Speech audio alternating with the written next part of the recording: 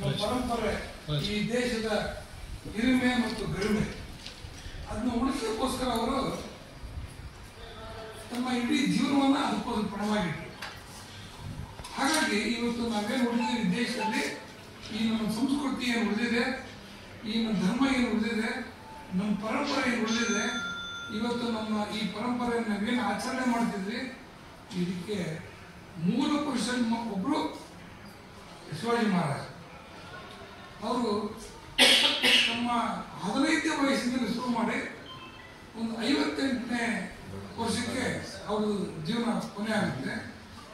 ಆ ಸಂದರ್ಭದಲ್ಲಿ ಮಾಡಿದಂಥ ಯುದ್ಧಗಳಲ್ಲಿ ಒಂದೇ ಒಂದು ಯುದ್ಧದ ಸಾಧ್ಯ ಸಂಸ್ಕೃತಿಗೋಸ್ಕರ ಅಷ್ಟೊಂದು ಹೋರಾಟ ಮಾಡ್ತಾರೆ, ಸಂಘಟನೆ ಮಾಡ್ತಾರೆ. ಇದ್ರ ಬಗ್ಗೆ ನಮ್ಗೆ ವಿಶೇಷವಾಗಿ ಒಂದು 10-15 ನಿಮಿಷದಲ್ಲಿ ಮಾತಾಡಲಿಕ್ಕೆ ದೇಶಪಾಂಡೆ ಅವರಂತೂ ಬಂದಿದ್ದಾರೆ. ನಮ್ಮ ನಿವೃತ್ತ ಶಿಕ್ಷಕರು ಸಾಹಿತ್ಯ ಪರಿಷತ್ನಲ್ಲಿ ಅವರು ಪದಾಧಿಕಾರಿಯಾಗಿದ್ದಾರೆ. ಅವರು ಮಾತಾಡಬೇಕು ಅಂತ ಕೇಳ್ಕೊಳ್ತಾರೆ.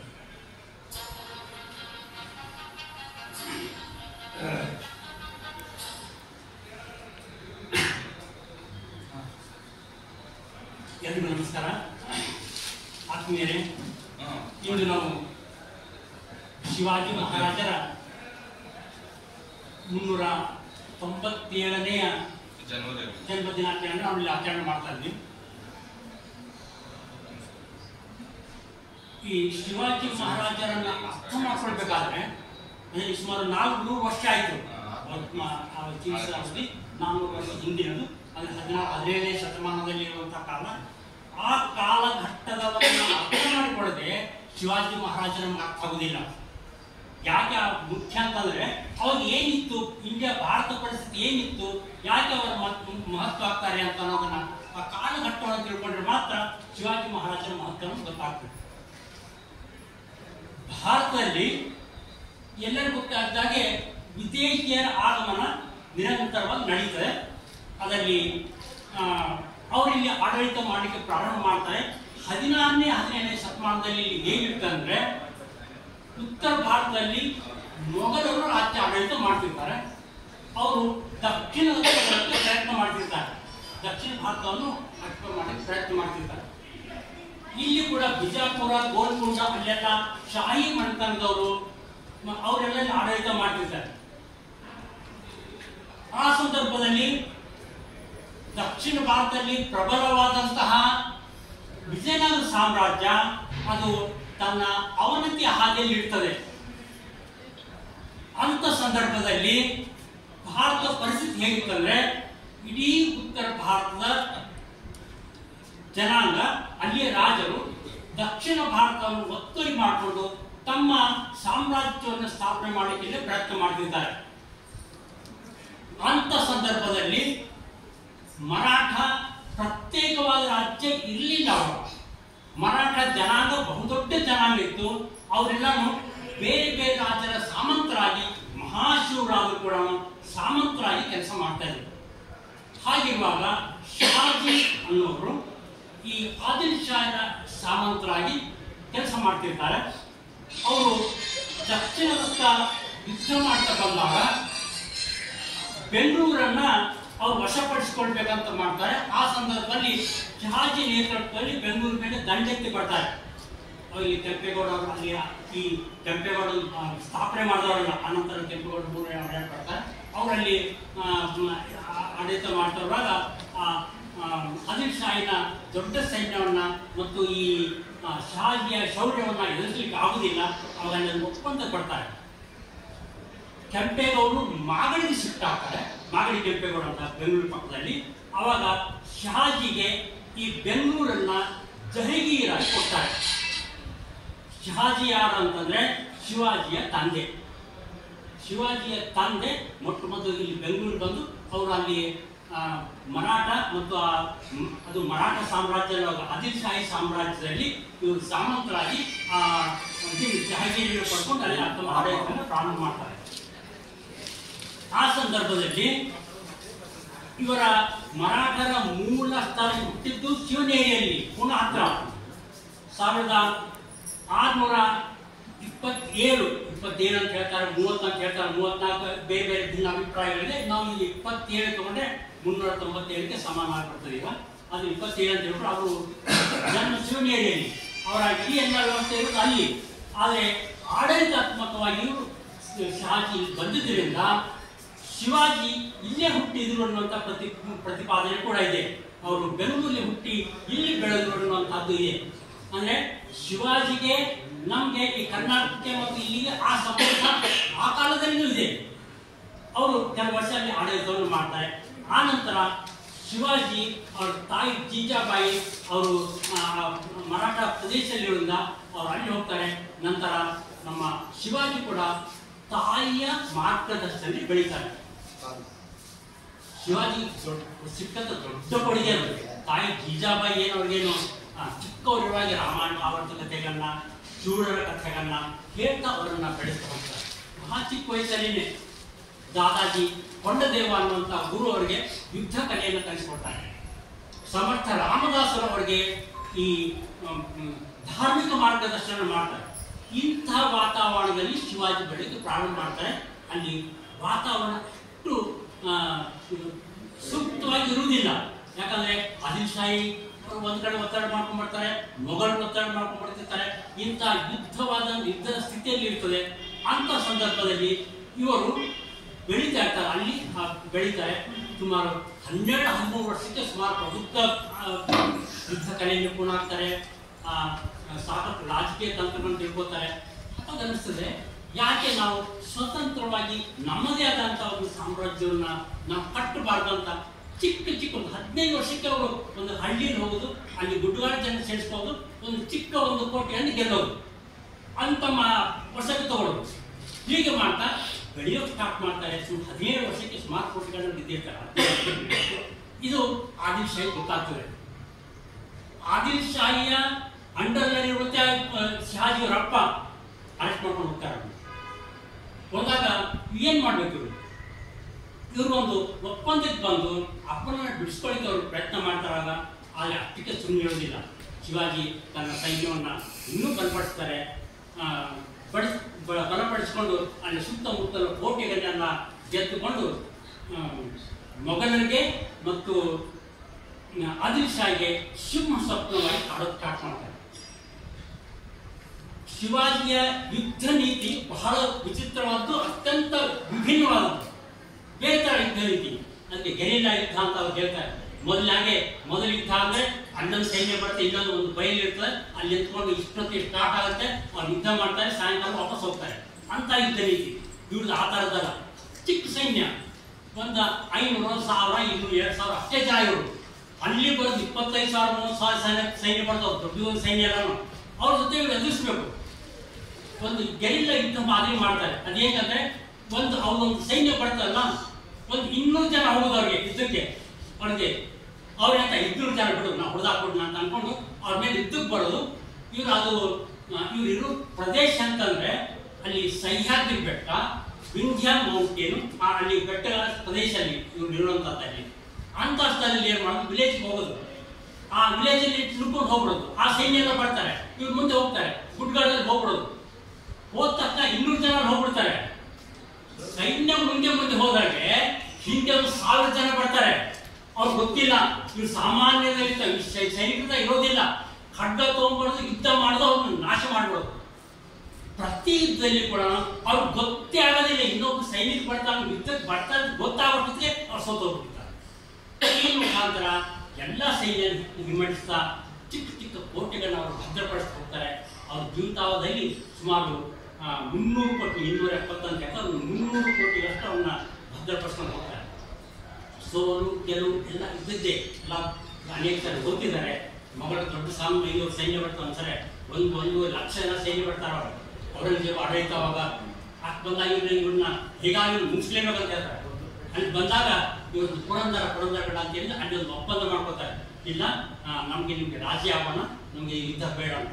ಸರಿ, ಇವರನ್ನು ಆಗ್ರಾಕ್ಕೆ ಆಮಂತ್ರಣ ಮಾಡ್ತಾರೆ. ಶಿವಾಜಿ ಮತ್ತು ಸಂಭಾಜಿ ಅವ್ರ ಮಗ ಇಬ್ಬರು ಆಗ್ರಾ ಹೋದ ತಕ್ಷಣ ಅವ್ರನ್ನ ಅರೆಸ್ಟ್ ಮಾಡಿ ಗೃಹಬಂಧದಲ್ಲಿ ಇಟ್ಕೊಳ್ತಾರೆ. ಶಿವಾಜಿಯ 3 ಮುಖ್ಯ ಗುಣ: ಚಾಣಕ್ಯತನ, ಬುದ್ಧಿವಂತಿಕೆ, ಇನ್ನೊಂದು ಕ್ವಿಕ್ ಡಿಸಿಷನ್ ತಗೊಳ್ಳೋದು. ಏನ್ ಮಾಡ್ತಾರಲ್ಲ ಆ ಕ್ಷಣದಲ್ಲಿ ಡಿಸಿಷನ್ ತಗೋದು, ಆ ಕಾರ್ಯಕ್ಕೆ ತಂದ್ಕೊಡೋದು, ವ್ಯವಸ್ಥಿತವಾಗಿ ಕಾರ್ಯಕ್ಕೆ ತಗೋದು. ಅಲ್ಲಿ ಒಂದು ಅರೆಸ್ಟ್ ಮಾಡಿ ಹಾಕಿದ್ದಾರೆ. ಆ ಸಂದರ್ಭದಲ್ಲಿ ತಪ್ಪಿಸ್ಕೊಂಡು ಬರಬೇಕು, ಗ್ರಹ ಬಂಧನ ಇಟ್ಟಿದ್ರು.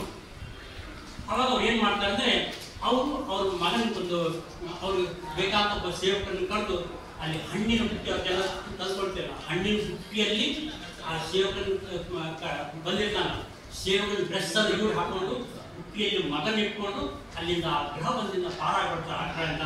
ಮತ್ತೆ ಅವರು ತಮ್ಮ ಸಾಮ್ರಾಜ್ಯಕ್ಕೆ ಸೇರ್ಕೊಂಡು ಸೈನ್ಯವನ್ನು ಸಂಘಟನೆ ಮಾಡಲಿಕ್ಕೆ ಪ್ರಾರಂಭ ಮಾಡ್ತಾರೆ. ಪುರಂದರಗಡದ ಏನು ಒಪ್ಪಂದ ಮಾಡ್ಕೊಂಡಿದ್ದಾರೆ ಆ ಒಪ್ಪಂದ ಮುಗಿದು ಹೋಗ್ತದೆ. ಅಷ್ಟೊತ್ತು ಇನ್ನೂ ಪ್ರಬಲಶಾಲಿ ಆಗ್ತಾರೆ. ಔರಂಗಜೇಬನ ದಕ್ಷಿಣ ಯಾತ್ರೆಯಲ್ಲಿ ಅನೇಕ ನಾವು ಯಶಸ್ಸನ್ನು ಕಾಣುವುದಿಲ್ಲ. ಹೀಗೆ ಶಿವಾಜಿ ದಕ್ಷಿಣ ಭಾರತಕ್ಕೆ ಇನ್ನೂ ಮುಂದೆ ಬರ್ತಾರೆ.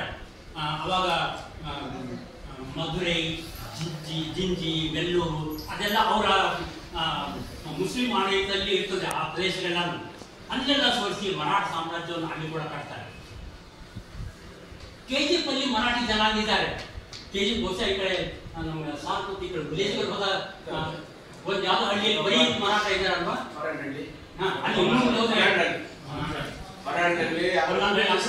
ಮರಾಠಿ ಜನ ಇಲ್ಲಿ ಯಾಕೆ ಮರಾಠಿ ಜನ ಬಂದ್ರು, ಎಲ್ಲಿಯವರು ಮರಾಠದವ್ರು ಇಲ್ಲಿ ಯಾಕೆ ಬಂದ್ರು ಅಂತ ನಮ್ಗೆ ಆಶ್ಚರ್ಯ ಆಗ್ಬೋದು. ನಮ್ಮ ಕಡೆ ಜಾಸ್ತಿ ಇದ್ದಾರೆ. ಯಾಕಂದ್ರೆ ಅವರು ಬೆಂಗಳೂರಿಂದ ಸೈನ್ಯ ತಗೊಂಡು ಜಿಂಜಿ, ಮಧುರೈ ಈಗ ಹೋಗುವಾಗ ಅವ್ರೇನ್ ಮಾಡ್ತಾರೆ, ಆಯಾ ಊರಲ್ಲಿ ಅಧಿಕಾರಿಗಳನ್ನ ನೇಮಕ ಹೋಗ್ತಾ ಇದ್ರು. ಹೀಗಾಗಿ ಮರಾಠ ಜನಾಂಗ KGF ಅಲ್ಲಿ ಉಳಿಯಲಿಕ್ಕೆ ಸಾಧ್ಯ ಆಗಿದೆ. ಇನ್ನೂ ಮುಂದೆ ಕೂಡ ಹೋಗ್ತಾರೆ.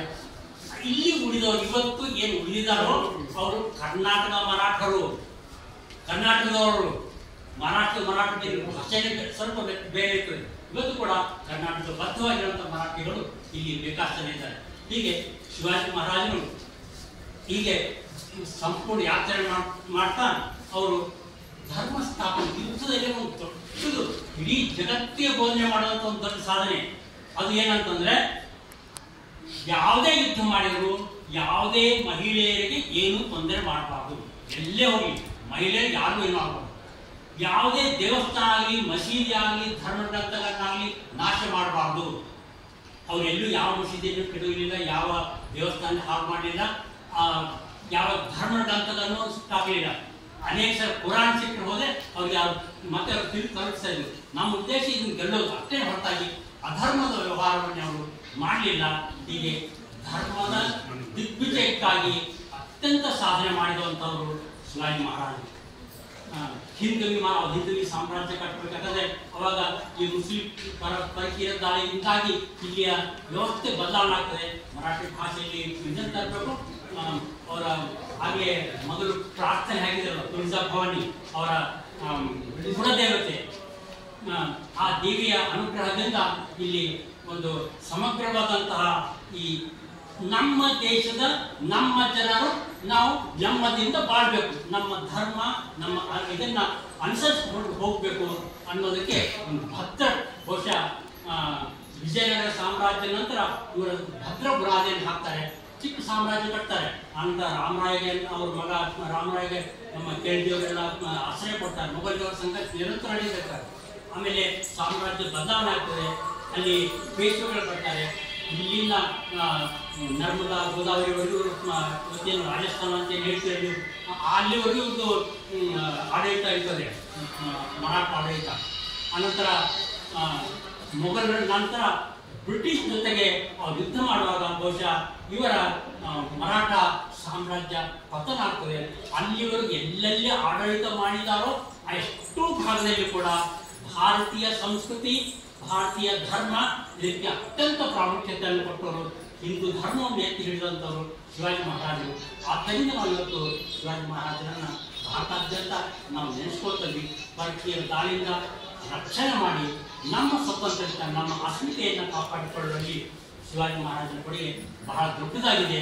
ಅದಕ್ಕೆ ಅವರು ಮಹಾರಾಷ್ಟ್ರ ಮೂಲ ಆಗಿದ್ದು ಕೂಡ ನಮ್ಮ ನಿಮ್ಮ ನೆಲದ ಎಲ್ಲೋ ಒಂದು ಅಂಶ ಅವರು ಕೂಡ ಕೊಡುಗೆ ಇದೆ ಅಂತ ಹೇಳ್ತಾ ಅವ್ರ ಬಗ್ಗೆ ಬಹುಶಃ ಇತಿಹಾಸ ಅಥವಾ ಅವರ ವೈಯಕ್ತಿಕ ವ್ಯಕ್ತಿತ್ವ ಹೇಳೋಕ್ಕೆ ಬಹಳಷ್ಟು ವಿಷಯಗಳಿರ್ತದೆ.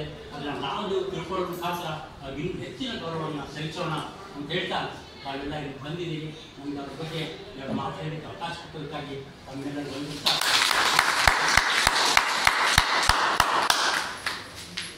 ಈ ಮುಂದುವರೆದ ಈ ಮುಂದುವರೆದ ಕಾರ್ಯಕ್ರಮ ನಾವು ಮತ್ತೆ ಇಟ್ಕೊಳ್ತಿದ್ವಿ.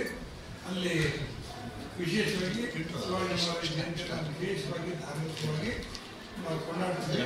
ಅದರ ಜೊತೆಗೆ ಅಲ್ಲಿ ವಿಶೇಷ ಕಾರ್ಯಕ್ರಮಕ್ಕೆ ಮೆರವಣಿಗೆ ಇಟ್ಕೊಳ್ತೀವಿ. ಆ ಸಂದರ್ಭದಲ್ಲಿ ತಮಗೆಲ್ಲರಿಗೂ ಆಮಂತ್ರಣ ಮಾಡ್ತೀನಿ, ತಾವೆಲ್ಲರೂ ಬರಬೇಕು. ಈ ದಿನದ ಈ ಕಾರ್ಯಕ್ರಮನ ತಹಸೀಲ್ದಾರ್ ಅವರ ಅಧ್ಯಕ್ಷತೆಯಲ್ಲಿ ನಡೀಬೇಕಾಗಿತ್ತು. ಕಾರಣಾಂತರದಿಂದ ಅವರು ಚುನಾವಣೆ ಹತ್ತ ಬರುತ್ತಾರಿಂದ DC ಮೀಟಿಂಗಲ್ಲಿ ಇದ್ದಾರೆ, ಅವ್ರನ್ನ ಕನ್ಫರ್ಮ್ ಮಾಡಿ ಮಾತಾಡಿ ಅವರ ಒಂದು ಜಾಗದಲ್ಲಿ ಇವತ್ತು ನಮ್ಮ ಮಂಜುನಾಥ್ಜಿ ಅವರು ಅವರ ಸಮ್ಮುಖದಲ್ಲಿ ಈ ಕಾರ್ಯಕ್ರಮವನ್ನು ನಾವು ನಡೆಸ್ತಾ ಇದ್ದೀವಿ. ಈ ಕಾರ್ಯಕ್ರಮಕ್ಕೆ ನನ್ನೆಲ್ಲ ಸಮಾಜದ ಬಾಂಧವರು ಮತ್ತು ಸಮಾಜದ ಎಲ್ಲ ಹಿಂದೂ ಸಮಾಜದ ಬಾಂಧವರು ಅವರೆಲ್ಲ ಬಂದಿದ್ದೀರಾ. ಈ ಕಾರ್ಯಕ್ರಮವನ್ನು ಯಶಸ್ವಿ ಮಾಡಿಕೊಟ್ಟಿದ್ದೀರಾ.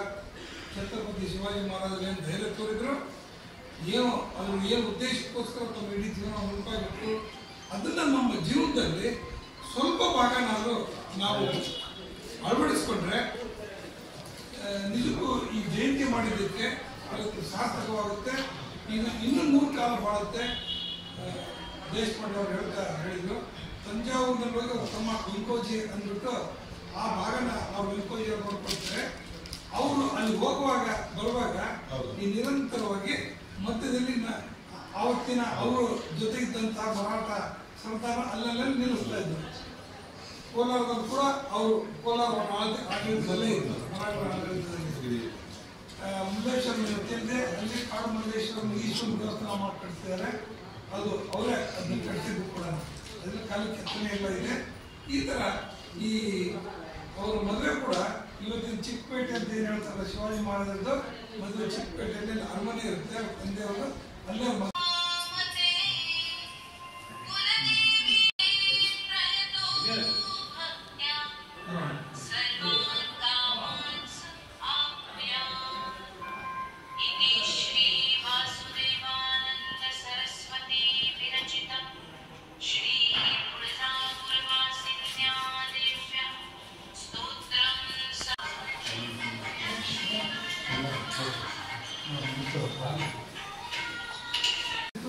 ಹಾಗಾಗಿ ಈ ಕಾರ್ಯಕ್ರಮ ಸರ್ಕಾರದವರು ಕೊಟ್ಟು ಇದನ್ನು ಮಾಡಿಸ್ಕೊಂಡು ಹೋಗ್ತಾರೆ, ನಡೆಸ್ತಾ ಇದ್ವಿ.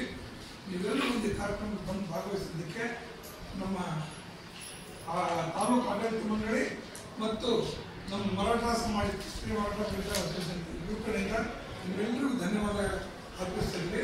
ಹಾಗೂ ತಾವೆಲ್ಲರೂ ಪ್ರಸಾದನ ಸ್ವೀಕಾರ ಮಾಡಿಕೊಂಡು ಹೋಗೋದು ತಮ್ಮೆಲ್ಲರೂ ಕೇಳ್ಕೊಳ್ತೀನಿ. ಧನ್ಯವಾದ ಕಾರ್ಯಕ್ರಮದಿಂದ ಏನು ನಾವು ಹೇಳಿದಂಗೆ ನಿಮ್ಮೆಲ್ಲ ವ್ಯವಸ್ಥೆ ಮಾಡ್ಕೊಂಡಿದ್ದೀವಿ ಮತ್ತು ಇನ್ನೂ ವಿಜೃಂಭಣೆಯಾಗಿ ಮಾಡೋದಿದೆ. ಹಾಗಾಗಿ ಎಲ್ಲ ಸೇರ್ಕೊಳ್ತೀವಿ. ಈ ಒಂದು ಸಂದರ್ಭದಲ್ಲಿ ನಮ್ಮ ದೇಶಪಾಂಡೆ ಸರ್ ಹೇಳಿದಾಗೆ ಒಬ್ಬ ಛತ್ರಪತಿ ಶಿವಾಜಿ ಅಂತಕ್ಕಂಥದ್ದು ಇವರ ಗುಣಗಳನ್ನು ಕೂಡ ನಾವು ಜೀವನದಲ್ಲಿ ನಾವು ಅಳವಡಿಸ್ಕೋಬೇಕು. ಇವರು ಶಾಶ್ವತ, ನಾವು ಶಾಶ್ವತವಲ್ಲ. ಯಾವ ಒಬ್ಬ ವ್ಯಕ್ತಿ ಅವ್ರೇನು ಸಾಧನೆ ಮಾಡ್ತಾರೆ ಶಾಶ್ವತ ಆಗುತ್ತೆ, ವ್ಯಕ್ತಿ ಶಾಶ್ವತ ಯಾವತ್ತೂ ಆಗಲ್ಲ. ಹೀಗಾಗಿ ನಾವು ಎಲ್ಲರೂ ಗಾಂಧೀಜಿ ಅವರನ್ನು ನೆನೆಸ್ಕೋತೀವಿ, ಅಂಬೇಡ್ಕರ್ ನೆನೆಸ್ಕೋತೀವಿ. ಯಾಕಂತ ಹೇಳಿದ್ರೆ ಅವ್ರ ಮಾಡಿದ ಸಾಧನೆಗಳು. ಹಾಗೆ ಛತ್ರಪತಿ ಶಿವಾಜಿ ಅವರು ದಿಟ್ಟ ಮತ್ತು ಹೋರಾಟ ಮತ್ತು ಜನಶಕ್ತಿ ಅಂತ ಹೇಳಿದ್ದಾರೆ. ಅವ್ರ ಗುಣವನ್ನು ನಾವು ಬೆಳೆಸ್ಕೋಬೇಕು ಅಂತ ಸಕಾಲಕ್ಕೆ ಎಲ್ಲ ಕುಟುಂಬದವರೆಲ್ಲ ಬಂದು ಈ ಒಂದು ಕಾರ್ಯಕ್ರಮ ಯಶಸ್ವಿಗೊಳಿಸಿ ತಾಲೂಕು ಆಡಳಿತ ವತಿಯಿಂದ ಎಲ್ಲರೂ ಕೂಡ ಅದನ್ನು ನಡೆಸುತ್ತಾ ಈ ಒಂದು ಕಾರ್ಯಕ್ರಮ ಮುಗಿಸ್ತಾ ಇದ್ವಿ. ಜೈ ಹಿಂದ್, ಜೈ ಕರ್ನಾಟಕ. ದಯವಿಟ್ಟು ಸೇರಿಸಬೇಕು.